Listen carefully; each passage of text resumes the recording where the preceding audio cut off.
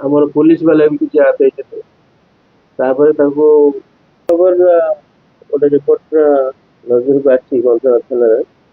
ଏଇ ବ୍ୟକ୍ତି ଜଣକ ହଉଛନ୍ତି ପ୍ରଦୀପ ପ୍ରଧାନ। ତାଙ୍କର ପ୍ରକୃତ ଘର ହଉଛି ଟୁକେ, ଝରପଡା ଥାନା ଏରିଆର।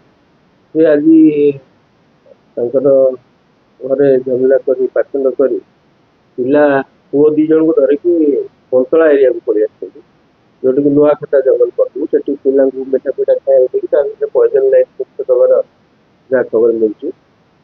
ତାପରେ ସେ ନିଜେ ଆସିକି ସେଇ ସ୍ଥାନୀୟ ବାସିନ୍ଦାକୁ ଜଣେଇଛନ୍ତି ଯେ ମୋର ପୁଅକୁ ମୁଁ ଏଇଟା ଦେଇଦେଇଛି।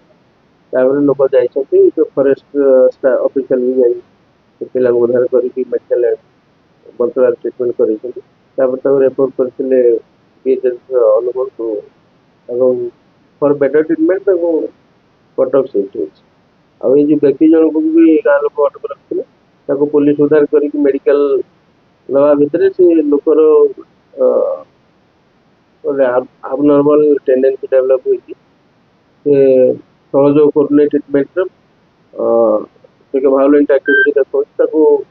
ସେଇ ତାଙ୍କର ଯୋଉ ବିହେଭିୟରରେ, ତାଙ୍କର ଯୋଉ ଆକ୍ଟିଭିଟିରେ ଆମର ପୋଲିସ ବାଲା ବି କିଛି ଆହତ ହେଇଛନ୍ତି।